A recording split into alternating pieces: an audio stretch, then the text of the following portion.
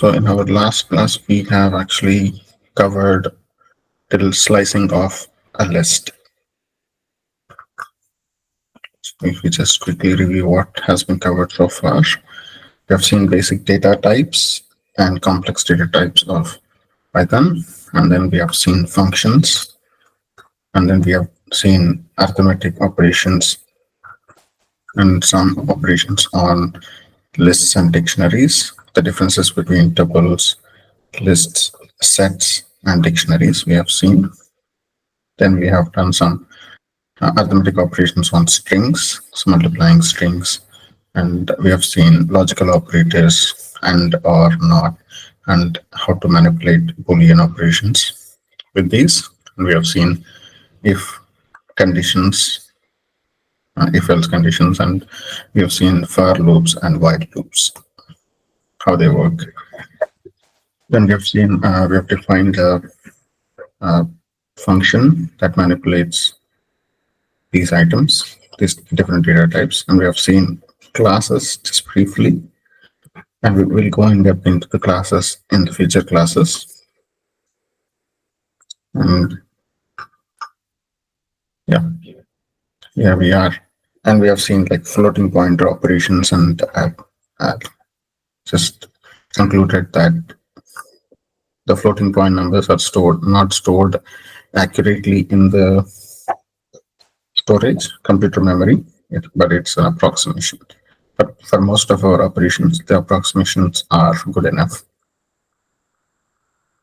Then we have seen decimal data type, which is a special data type in Python.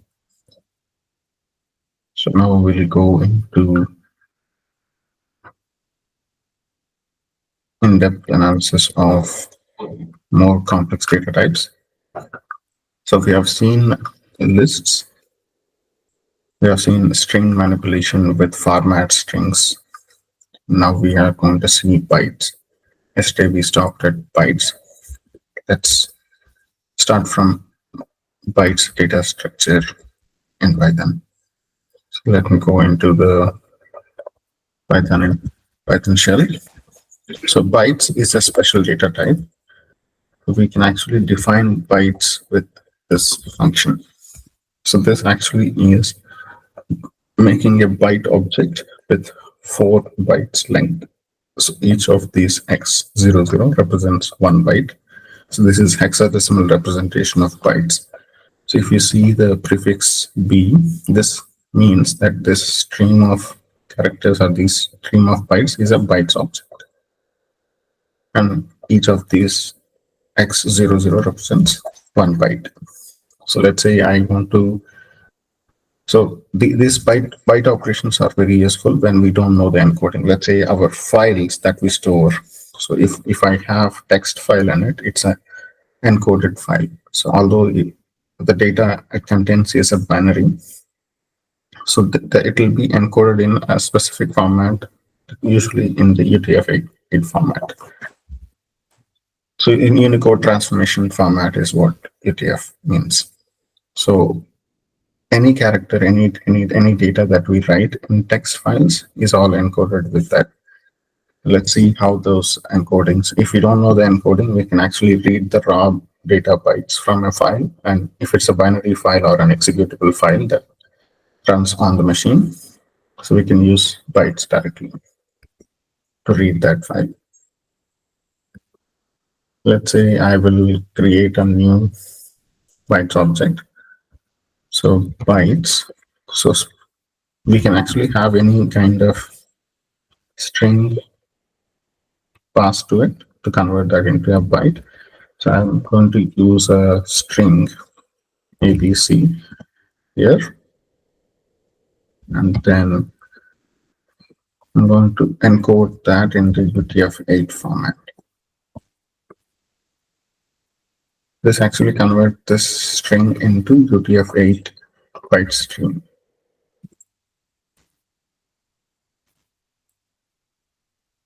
Also, let's just use a smiley character here.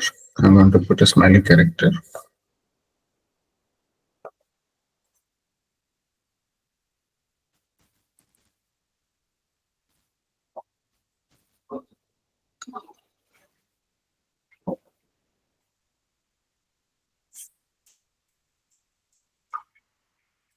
This terminal is not supporting display characters.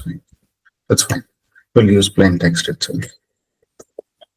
So if I'm initializing it with a variable name, let's say my byte stream.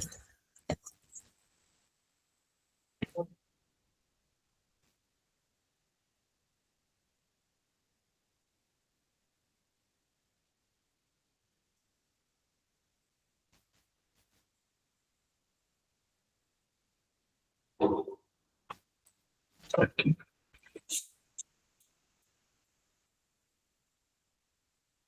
I'm just going to copy paste some text here.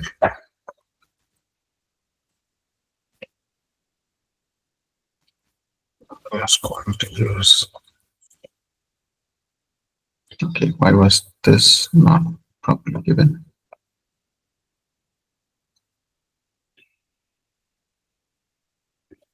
Okay, let's forget. Exit out of this and let's go back to my byte string equals bytes of ABC. And I'm going to encode it in UTF-8 format. Okay. Now if I print my byte string, okay, it's a binary. It's a byte type. If I do the type of byte string, it's a bytes data type. All right. So what if I want to use an array of bytes instead of just the bytes? I can define it through byte array. So this is one type of data structure that I'm just demonstrating. So similar to bytes, we can have byte string, byte array also created with the encoding.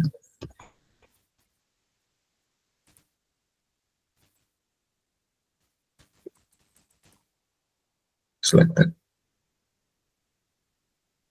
Let's say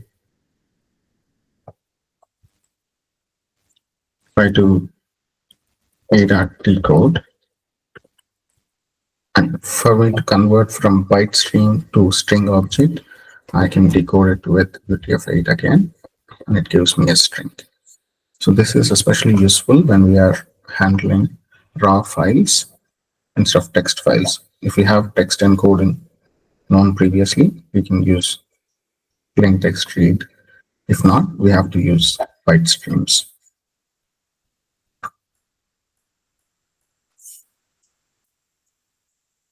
Okay. Now let's look into some of the list slicing features.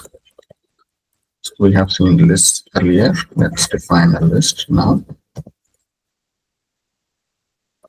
So we can actually have a partial list of items extracted from this list with a special syntax. Let's say if I want to get from the third index to the rest of the string, I can use it through 3 to end of the list. This is a special syntax we can use to extract from the third index 0, 1, 2, 3 till the end of the list. If I want to specify, I can use it this way. So if I want to list from 0th index to 6th index, excluding the 6th index, and if I want to step by 2, so every other character, if every other element, if I want to print, the step size, I can specify it as 2, like this. This gives me every other element, 1, and then 3, and then 5, till it reaches the higher index. Similar to this, we can actually eliminate the 2 parts, left side part, right side part, and only specify the step size. If I do the same thing here, from the beginning to the end of the list, it's going to print every other element. That's the same as this. So if I want to print the entire list as byte string, sorry, the list of numbers, or extract these numbers into a separate list, I can do it this way. So one thing to note here is, let's say I have my list defined here, and I will have another list.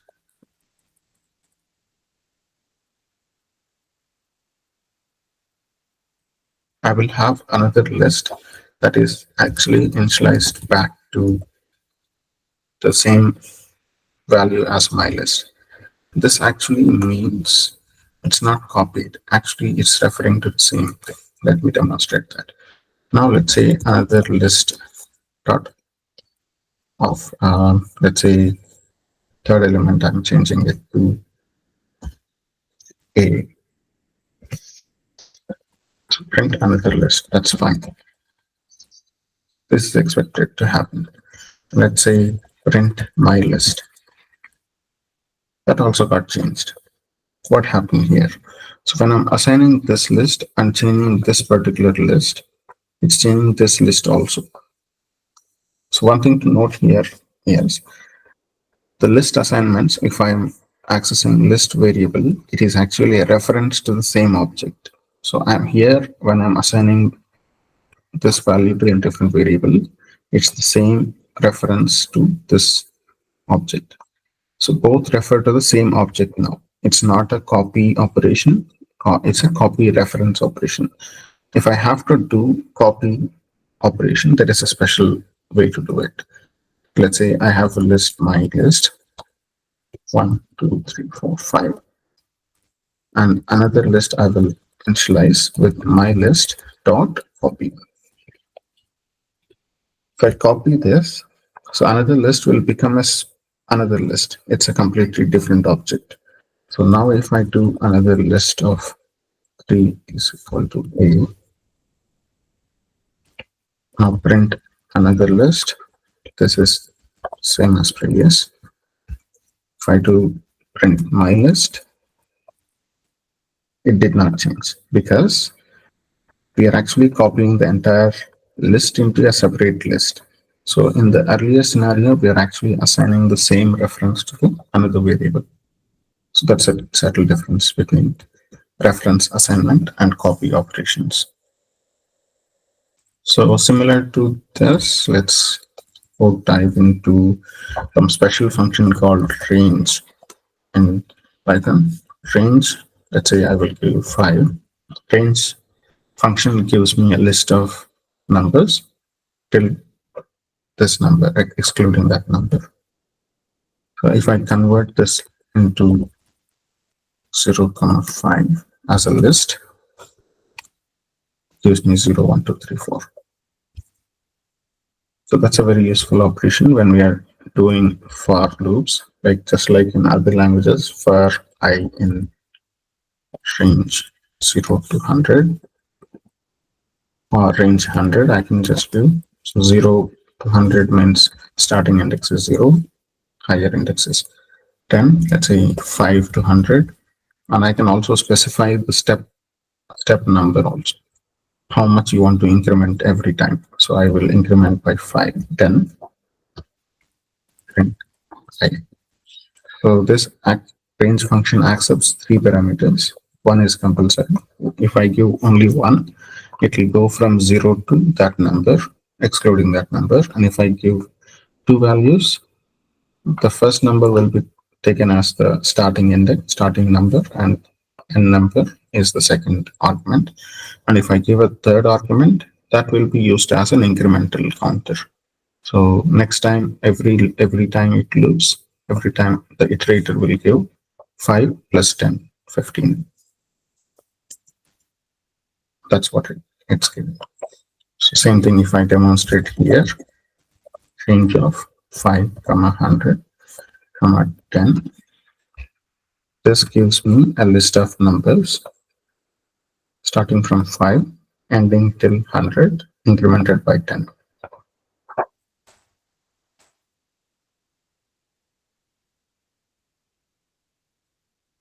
That's about the lists and range functions. Some other thing that we need to do also look at is the negative indexes. Say I have my list. I will initialize this list with a range function. So this will have len of my list. If I see this has 100 items in it, 100 items in it. Now, if I want to print every other character, I can do it with the syntax 0 to 4, like this. It gives. If I specify the step number, every fifth item gives like this. Similarly, we can give 15 also. What if I want to print in the reverse order? So I can do it with -1. It returns from the last index first to the end, first index last. Similarly, I can use -10 to give me from the end. Each iteration, it will reduce by 10 and gives me from the last to the first. We already know the append operation. 1, 2, 3, 4. This just covers append of 5 if I do. And my list. This is an append operation on the list side. And there is something called insert. So this append operation appends to the end of the list. But what if I want to insert an element in the middle of the list? I can do it with the index number also. So my list dot insert. What index I want to insert at? 0, 1, 2, 3. So third index, meaning 4 will be replaced by, or it will shift by 1 value. I can put a value here. Right, just print my list. 4 is shifted, and now the value is inserted in that index, third index. And let's say I want to remove an item. I can do that with just the value. So my list dot remove 4. I'll just remove 4. It has removed the 4th value. Here I'm giving the value of the element, not the index of the element. Similarly, if I give remove a value, and it removes that element also. Let's try removing some element that does not exist. So 4 is already removed. I'm just trying to remove it again, and it gives an error. So let's say my list. Now if I want to, there is another function called pop, which pops from the end of the list, and it gives the value, return value that it popped. So it actually popped 5 out of this list, and if I now print my list, it only has 1, 2, 3. It got popped. So this is especially useful in our programming scenario where we have each item. If I want to do some operation and remove it from the list, I can use pop. While length of my list, let's print or do something on the list items. To print pop, it pops. Now if I just print my list, it's empty because all elements have been popped out of it. Similar to this, we have already seen the copy operation. I'm assigning to a dot append of 5, print b. It modified the same object and it's referring to the same object. B and A both refer to the same object. If I do b equals a dot copy, now it refers to the different object. Append of 6, if I do print b, doesn't get affected. So print A, it got affected. So now we know the difference between a reference assignment and a copy operation.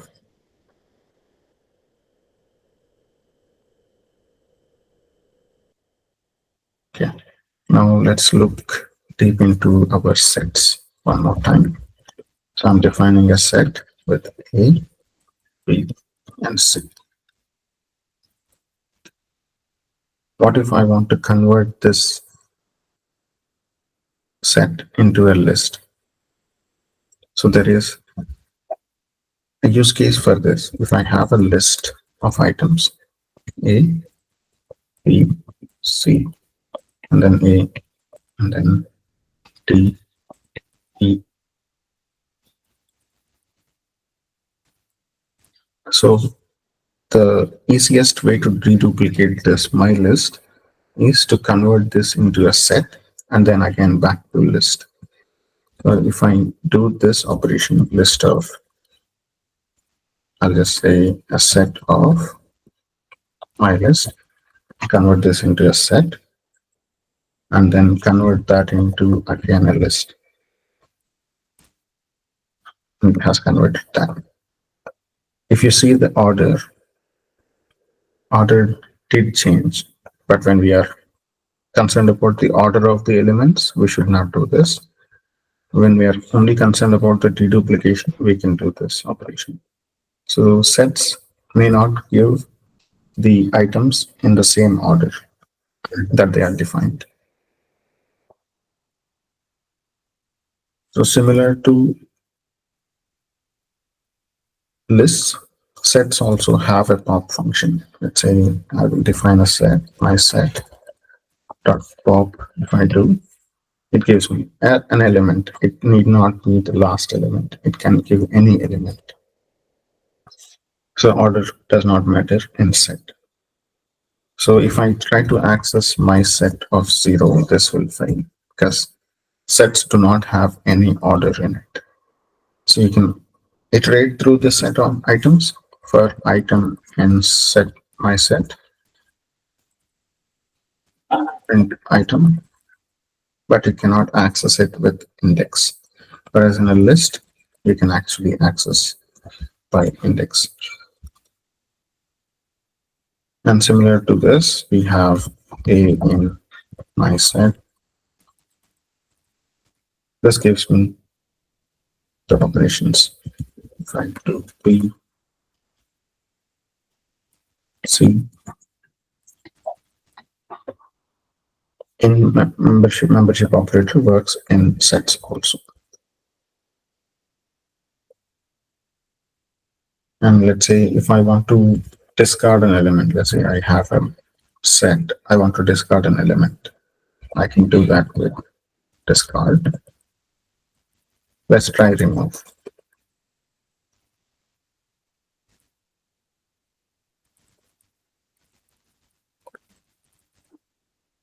And then removes C again. It fails. Let's say I will just discard C. Doesn't throw error. So discard, the difference between remove and discard is that remove operation fails if the element does not exist. If you call discard operation, it will ignore if the element does not exist. Then we have tuples also similar to, there is a special use case for tuples. Let's say I will show you that. So I have initialized my tuple with 3 elements. I can access the tuple elements with their index.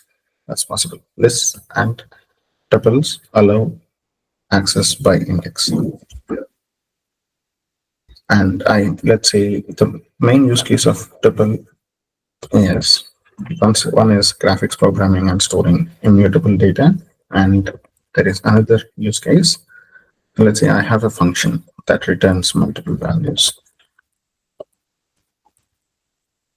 In other languages, we don't have return having multiple values, return 1, 2, 3. If I'm doing this, This kind of things we cannot do in C and Java. We should actually adapt this entire thing into an object and only one return value is allowed. Whereas in Python, we can allow multiple returns, but there is a caveat here.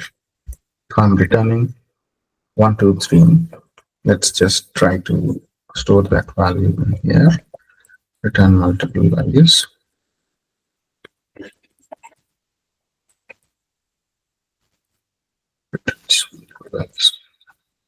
Now, if I do type of A, it's actually a tuple. If I print A, it's a tuple. So what this actually is returning is a tuple of these three items. So by default, if I'm returning multiple, it actually means when I'm defining like this, it actually means this. This is not strictly necessary. The bracket says strictly not necessary. I can just skip the brackets and it gives by default a tuple object as a return value. That's where most of the times we use tuples.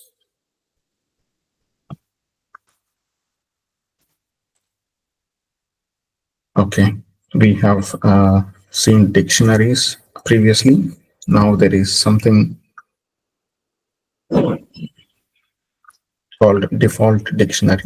So we'll see that use case as well. I have, let's say I have a dictionary with some elements. Or just initialize this.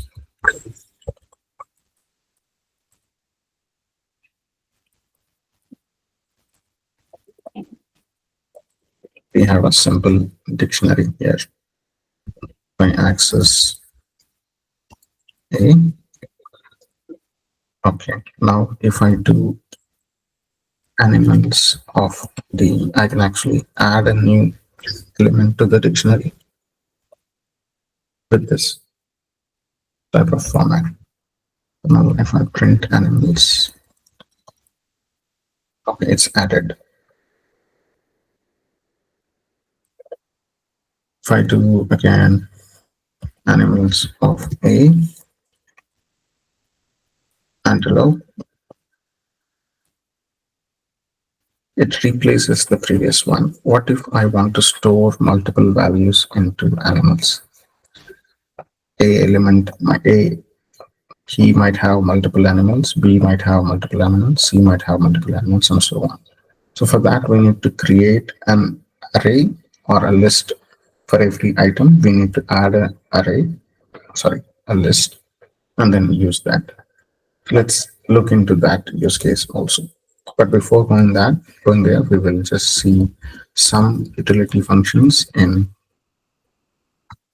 dictionary. So if I just try to get access to all the keys of this, I can get that with a dict keys element. So this is not a list item, but we can iterate through item, these keys. For key in animals, that keys. Okay. If I just get the type of animals dot keys, it's not a list, it's a dict keys object. I can convert that into a list. Yeah. Similar to this, values also I can get all the values it gives. Okay, now back to the use case of having multiple elements as a single dictionary value. Let's say I'll predefine animals with a new dictionary. This time A is going to be an array of first item. B will have another array. First item is bear. I'll close it right now. So I'll add new elements to it. Animals of A dot append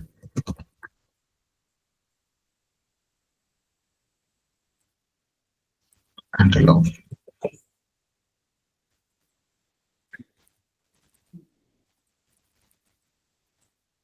Now we have two elements in it. Now I want to add a new element called C. Let's just say C, animals of C. I have to initialize it with an empty array, or I need to say like this.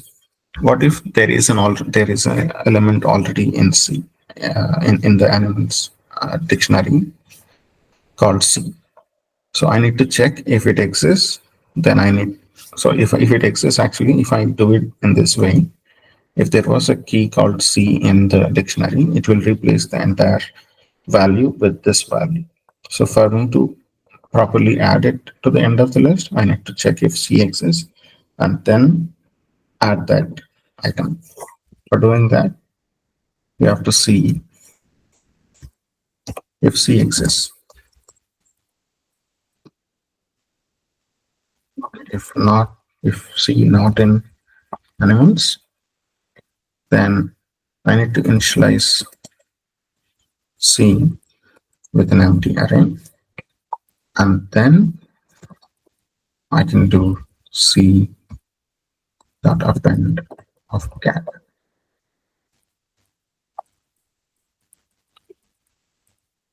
Now this works. There is a better way to do this. Every time if you want to do this check to see if it is exists and then add an empty array and then do this will become too hectic. So for that, we have a functionality in Python called default dictionary. So what it does, I will show you in a few minutes.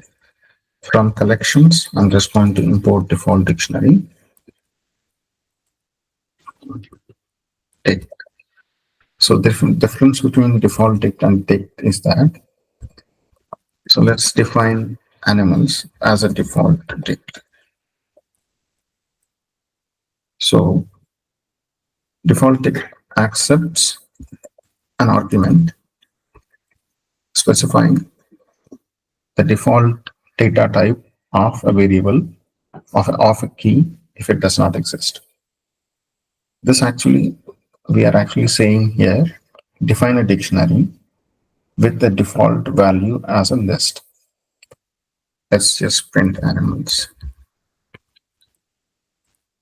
It's a default dictionary. Let's try to access an element that does not exist in this. I'm trying to access C, which does not exist in the dictionary, and it gives me an empty array. So instead of trying to check if C exists, if it does not exist, it actually gives an empty array. So similar to that, I will just add animals of C dot append of cat.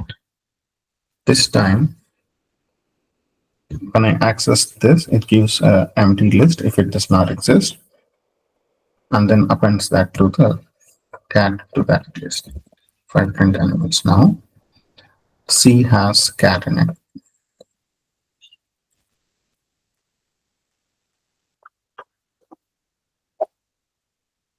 Just like that, I can just add one more element, D.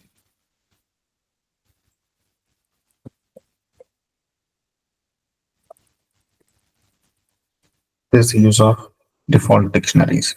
Instead of doing this, default dictionaries and dictionaries are all one and the same except for this functionality. So we don't have to check every time if an element exists. If the element does not exist, it gives a default value to it based on the type of uh, data type that we defined while initializing default dictionary.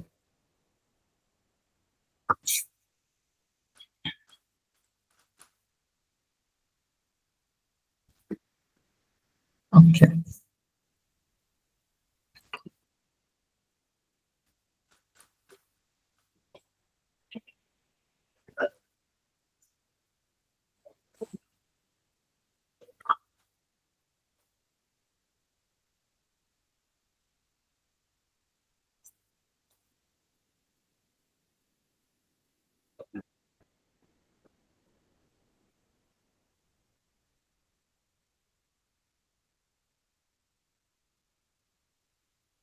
1 minute.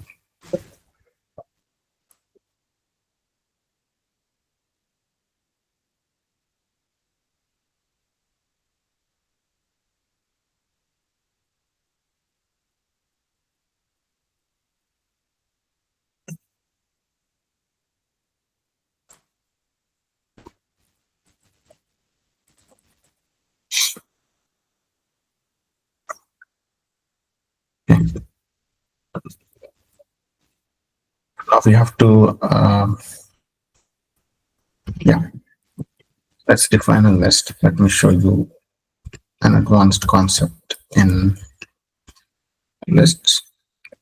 This is a list. Let's say if I want to initialize another list on each of these items. Let's say I have a use case for I in my list. I'll define a new list. The list is empty, and then for item in my list, new list dot print of 2 into item. I'm just multiplying it by 2 and new list. Okay, this we have it, and this is very verbose code. What if I want to do that in a simple or efficient format? In simple terms, I can use like this.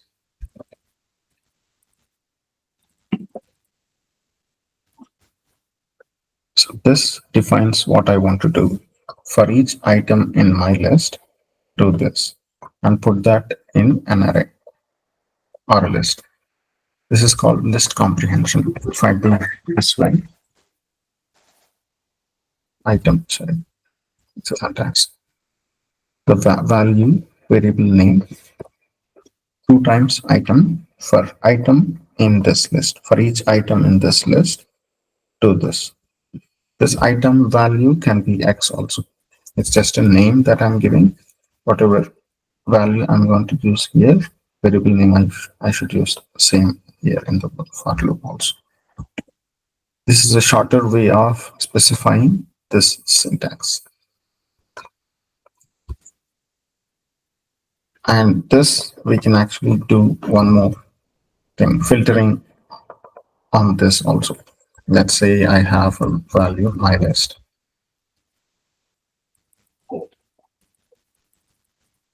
Which has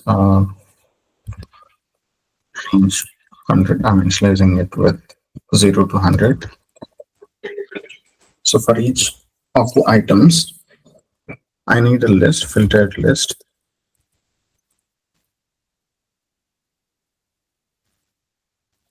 Item for item in my list. And I can put a condition. What's the condition we want to extract? Let's say if item divided by 10 equals 0. It's a modulo. So what if it is divisible by 10? So only include items that are divisible by 10. This statement says we are actually filtering the item which are divisible by 10. So it's going to extract the item from my list if the item is divisible by 10 based on this condition. It's similar to saying in verbose language, if I want to write that, so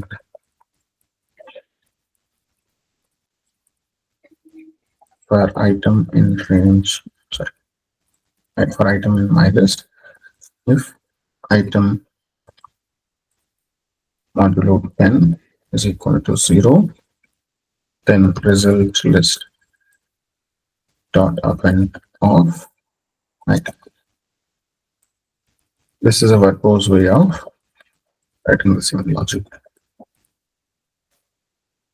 This and this gives the same result.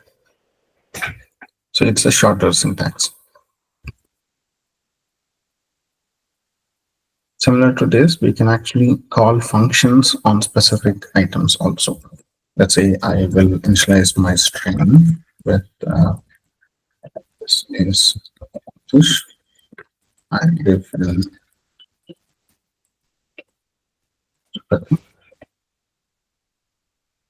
So if there is some function on strings called split. So if I do split by a character, it will split by that character. So it will split the sentence into this string into two sentences, which is divided by the dot. So it will split by dot. So if I don't give any character in split, it will default split by the space character. So this will give a list of words in it. Let's do some simple operation on this. So this word has dot at the end. Let me write a function to clean that. Clean word. I'm defining a function called clean word. Given a word, it returns word dot replace dot with empty string and then replace it. Let's just return from there. So if I do clean word of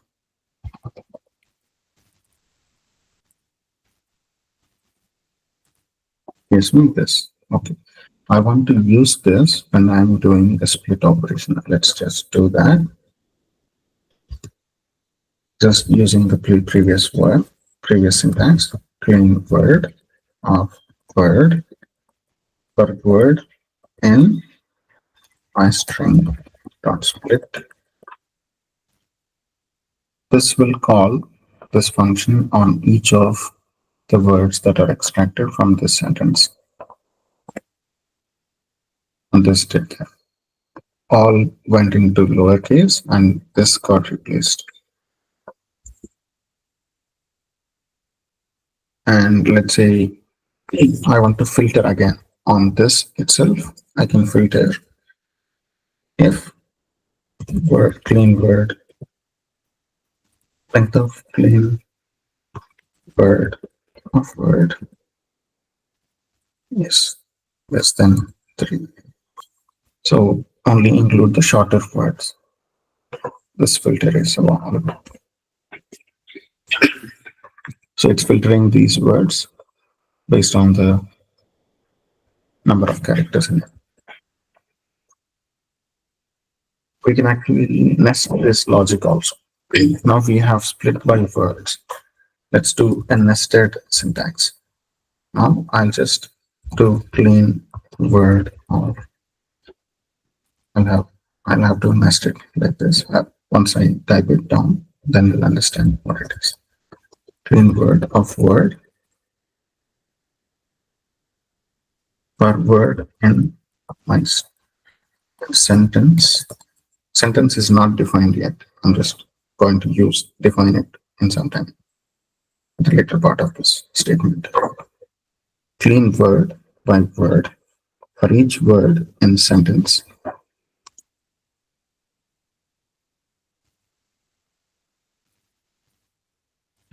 Dot split. So I have a sentence. I'll split by empty spaces. That will extract the words. How do I get the sentence? Is again through a nested logic. For sentence in my string dot split by dot. I'll explain this in a bit. Now what we did, so this entire thing, let's consider this as X. This is X, or let's say sentence. For sentence in my string dot split by character. Now we have extracted sentences. Then I will split by word. Same thing. Instead of this sentence, I'm going to use another comprehension like this. Word per word in sentence. So instead of this variable, I'm using this comprehension. Dot split. Sorry about that. Split by space. If I do this, it's only extracting sentences.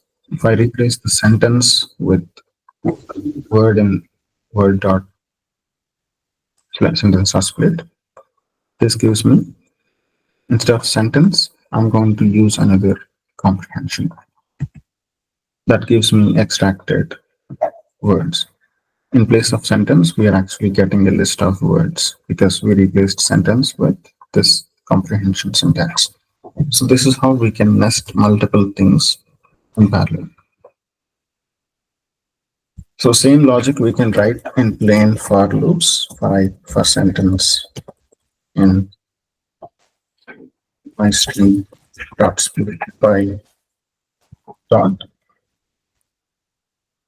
per word in sentence dot split by empty print word or append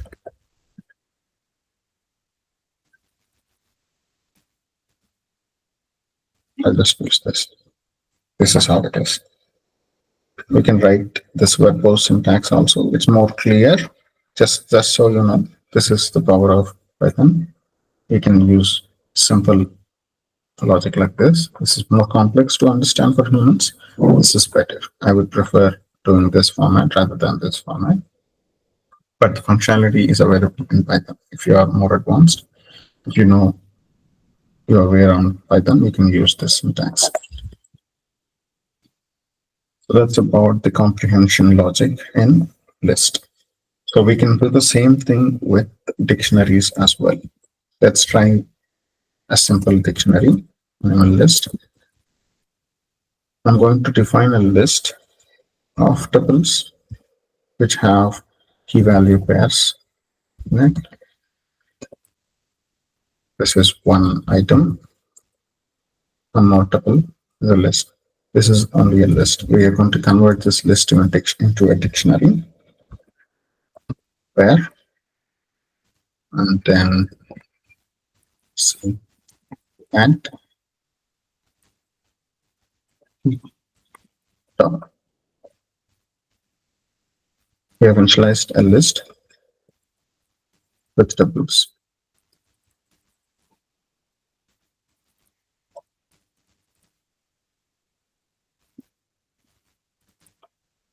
We have a list. So I want to convert this into a dictionary. I can do it this way. I would say initialize animals as a dictionary, and I'm going to use it in the comprehension syntax. Item of 0 colon item of 1 for item in animal list. This is how we initialize a dictionary with a list of tuples. I do animals. This gives a dictionary, but that is a better way. Instead of item 0, item 1, I'm going to use key and value. Instead of item here, I can actually have key comma value. Let's see. Yes. So one simple thing is, let's say I have a tuple. So why this syntax works is this is called unpacking tuples. Let's say I have a tuple object a comma artwork. Let's just say k comma v equals a comma artwork. If I just print k, this assigns to the first value and this assigns to the second value. Similar to this, we can have any number of arguments as long as the arguments match something else. This works. Even print of W works. Let's just try doing adding one more element here. This fails because this left index number of items is 4 and the tuple has only 3, and that time it fails. Why this other syntax of the dictionary key values worked is because key value animal list is a tuple object, tuple array. This object is getting unpacked into key and value. Key got assigned with A and value got assigned with R1. So that's why this syntax works.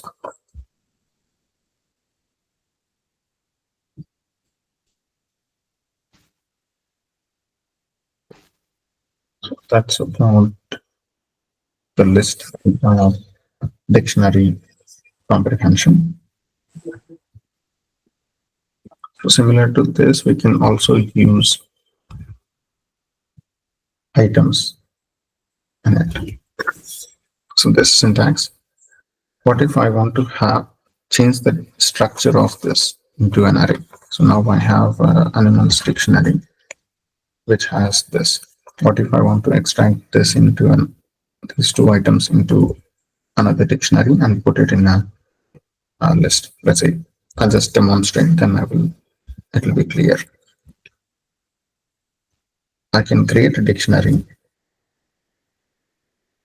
for item in animals dot items. There is a function called items for dictionaries, which gives me tuples. Let's just try to get animals dot items. These are dict items. Items will come as a list of tuples. Okay. If I just convert into a list, this gives me a tuple list. Same thing that we did. It's a reverse operation.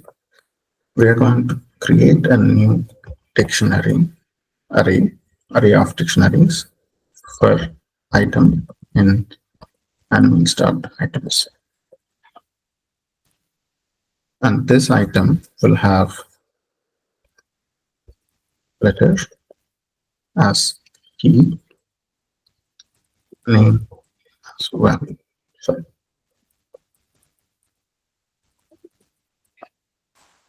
This value and key are not defined yet. So this item is going to be replaced by key, value. What this gives is a list of tuples. That tuple I'm unpacking into these two values, key and value, and I'm using that as X here. This syntax I'll rewrite in plain logic for key, value in animals dot items.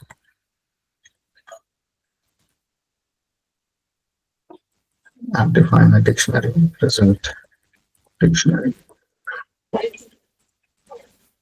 Sorry, present array. Present list for item or key, value in animals dot items. Result list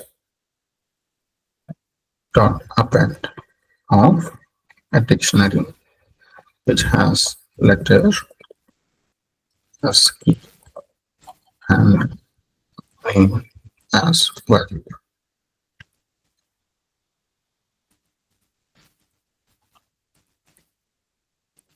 Print result list. This is the same thing. Same thing, I achieved it with the syntax. I'll write it again. I have this letter as key, name as value, for key, value in animal dot items. This exact thing is what I did with this syntax.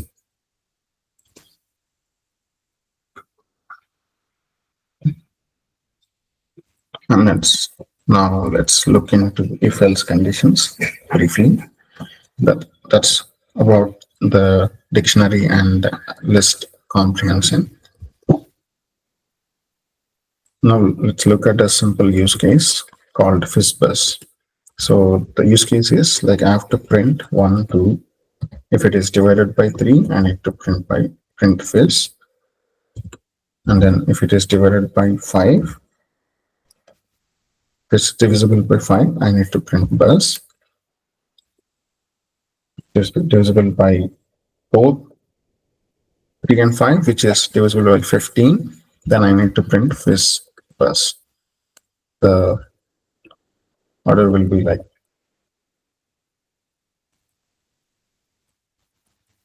fizz 7, 8, and then fizz buzz like this. Let's do that in plain code for n in range 1 to 101, which is starting from 1 and ending at 100. I'm going to iterate through those items. And if it is divisible by 15, that means it is modulo 15 should be 0. That means it's divisible by 15. Let's print space. And then I'll do else. Again, if it is divisible by 3, and print fizz.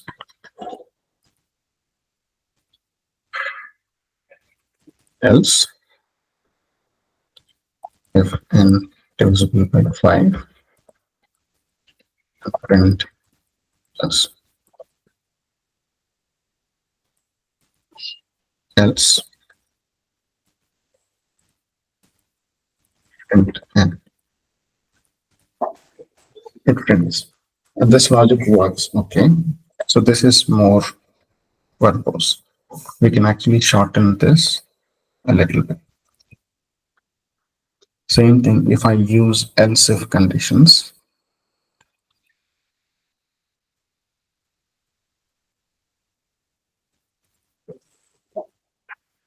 If n divisible by 15, print fizz plus, I'll just remove else and put as else if. Elif n divisible by 3, print 0. Print fizz and indent it again. This if condition also I'll put it under elif. It is divisible by 5, print buzz.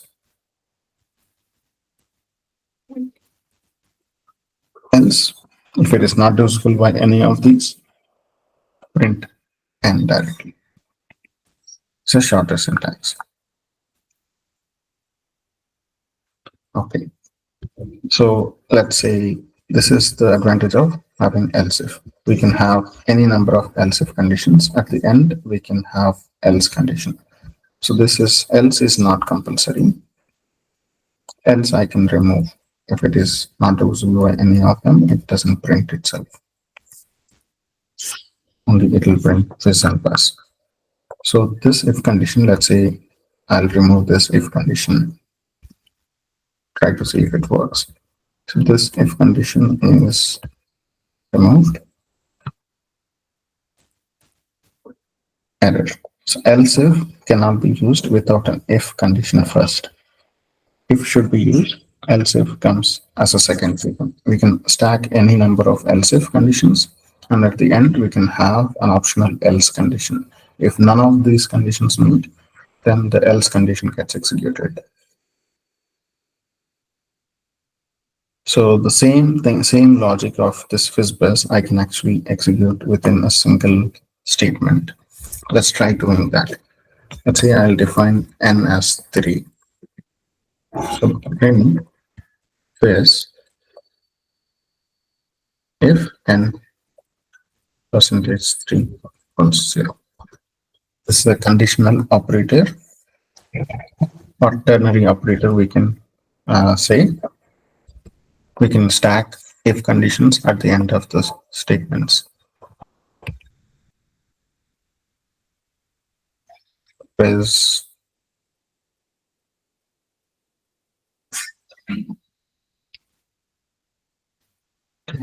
else also is required. If n is divisible by 3, print else n. This ternary operator should have a true value and a false value. This is the true value and this is the false value. And it gives fizz. Let's say I'll just change the n to 4. I'll again execute this and it gives 4. The syntax of it is I can actually initialize this into a variable also. Fizz if n divisible by 3, else n. This gives 4. If I initialize back to 5, now I'll add one more condition here. If n is divisible by 3, else inside the else, I'll have one more condition here. Instead of returning n, I'll again check bus if n divisible by 5, else n. It gives bus. Let's change n to 3 and execute the same thing. Fizz. Let's change n to 4. Let's execute this. It gives 4. N to 5. Execute this. It gives bus. Now let's stack one more condition here. Before this, I'll add fizz bus if n divisible by 15. And then put else to this. Let's initialize n to 15. Fizz bus. Okay, now we have one statement that does all this logic. Let's put this for a loop of n. For all n characters, I'm going to use this logic.